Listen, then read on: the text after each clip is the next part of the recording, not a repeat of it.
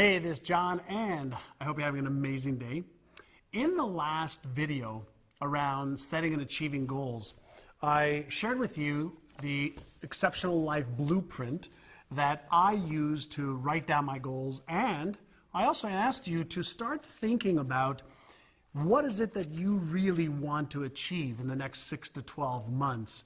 And clarity is where it all begins, no differently than a pilot sets the coordinates for where he or she will take an airplane, or a captain of a ship sets the coordinates for where they're going to end up. You need to start with your destination. And hopefully you have done that already, and you probably remember some of the brain-based factors of what happens when you set a goal and how it activates the occipital lobe and a part of your brain called the nucleus accumbens that sends out the feel-good chemical that will motivate you to achieve your goals and dreams. Because part of setting goals is activating the right part of your brains, and the left prefrontal cortex is really the genius part of your brain that setting goals the right way will help you activate. So let me move to part number 2 of this, and I want to ask you a question about your life. How's that?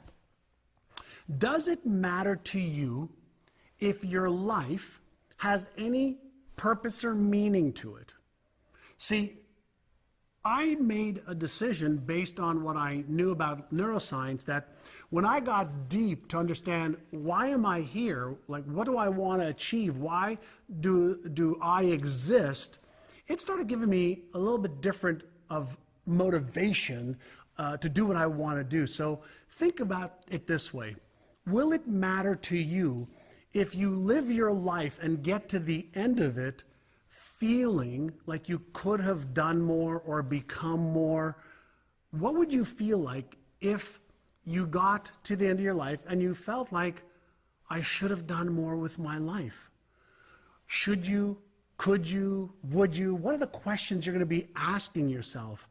And what I have found is when you can really start to think about, how can I make sure that my life has more purpose and meaning so that I could invest more time in the causes that I believe in? So I can invest more time in raising my children, or being a great husband, or being a great wife, or being a great community leader, helping with our climate challenges, our air challenges, our water challenges, whatever it is that you are interested in and committed to achieving is what gives your life purpose and meanings. And what I find is most people set really nice goals, but they're what I call our surface goals. They don't really have a big reason why they want to achieve it. And for the most part, their goals sound great. Like, I want to become a millionaire. I want to travel around the world. I want to lose weight. I want to have a great relationship. I want to be happily married. And the problem from purely a brain-based viewpoint and the science of motivation is this. If you have a goal, but you really don't have a big reason, an underlying big reason why you want to achieve it, you simply will not have the deeper motivational drive that your brain requires to keep you motivated and help you overcome the doubts or the fears or the anxieties, the ups and downs, the challenges that are going to come your way.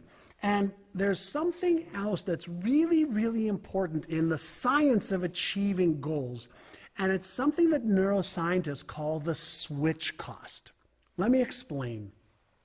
When you set a goal, okay, it requires you thinking a little bit differently. And when you think a little bit differently, it changes your emotions.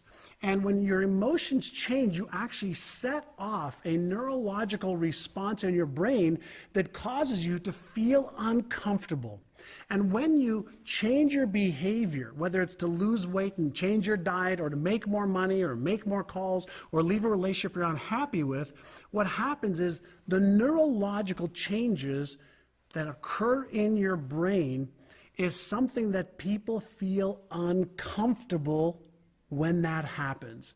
And when you set a goal that's out of your comfort zone or requires a different level of thinking, feeling, or behaviors, and you are not aware of the switch costs and how the brain hates anything that takes it out of its comfort zone, chances are you will start to lose your motivation and you'll lose the reasons why you want to achieve your goals. Your brain and my brain and our emotions are wired to our motivational circuits and our fear circuits. However, as we want to achieve that new goal, we are pulled back because our brain and our emotions love the comfort of our old. There is the fear of the new and the excitement of the new that wants to pull us towards the goals, but then there is the comfort of the old that we are biologically conditioned to want to stay in. We're also biologically conditioned to conserve energy and avoid anything that requires us to change our thinking, emotions, and behaviors long term. And this is why most people who set goals on, whether it's New Year's Eve or in March or June or July or September, it doesn't make a difference, because we are creatures of thought habits, emotional habits, and behavioral habits. Anytime this switch happens in the brain, we will revert back to what? Our comfort zone. And so in order to achieve the goals that hopefully you wrote down in your Exceptional Life Blueprint, you have to understand that when you set a goal, you'll be excited, but you also might be fearful. But as soon as you start to take action towards those goals, the biological and emotional and psychological parts of your being are going to come online full swing, and they're going to cause you to put your foot on the brake so you stay in your comfort zone. The first thing that happens when you're out of your comfort zone is the fight, fear, or fleeing mechanism the brain kicks in. And so that's like having one foot on the gas saying, this is where I want to go, and one foot on the brake saying, nope, this is not comfortable for you. And so when you have a big reason why, a bigger reason than the actual goal, you then have something to counterbalance why you're willing to pay the switch cost and the emotional discomfort, the biological, even physical discomfort of getting to the goal. So hopefully this makes some sense to you. I'll teach you more about how to navigate through the biological and psychological sides of achieving goals in the upcoming videos. And here's one thing I would like you to do right now. I want you to do something called the rocking chair exercise. And it won't take you very long. And it's something that I learned maybe 20, 30 years ago. And here's how it goes. I want you to imagine yourself 10 or 20 years, depending on how old you are, 10 or 20 years down the road. All right, so I'm 54 right now, so I would imagine myself, let's say at 74. Here's what I would like you to ask yourself. If you were sitting in the rocking chair right now as a person who's 10 or 20 years older, and you were, rocking back and forth, what do you wish that you would have done right now? What do you wish you would have believed about yourself? What do you wish you would have traded your life for? What fears would you have set aside? What things would you have really gone after? What things would you have let go from your life, and what things would you have gone after to make your life full of purpose and meaning? Now here's one more thing. What message would the person who's 10 or 20 years older, you, 10 or 20 years older, what message or advice would you give to the younger you right now? What would you tell him or her to think and feel and do?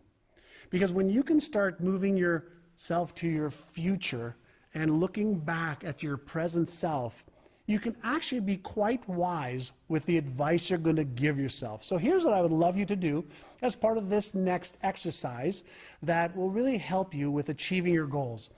When you go to your Exceptional Life Blueprint, you're going to see right at the beginning that I have my life's purpose, my outer mission, my inner mission, and the highest values that I make decisions and live by. And these are the guiding principles of my why. They're bigger than me. It's bigger than the money. It's bigger than anything because I'm operating from a much bigger why of who I want to be every day, every week, every month. So that when I'm sitting in that rocking chair, maybe I won't ever sit in a rocking chair, but the metaphor of being in the rocking chair, I will feel like my life has had purpose and meaning because I always followed a bigger reason why I was going to achieve my goals. So take some time and do that.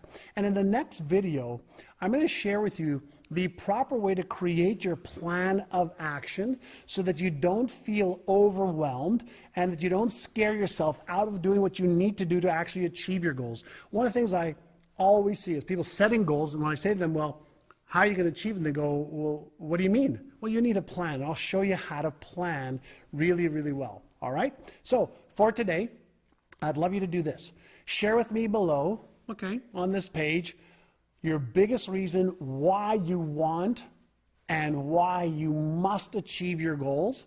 All right, so why you want and why you must achieve the goals that you have for your life, and then click on the share button and let's help many, many people together. I hope you've enjoyed this. I look forward to the next video where I'm going to share with you a simple and powerful way to really start creating your plan so that your motivational circuits in your brain light up and you move into action and achieve your goals that you want to achieve over the next 6 to 12 months.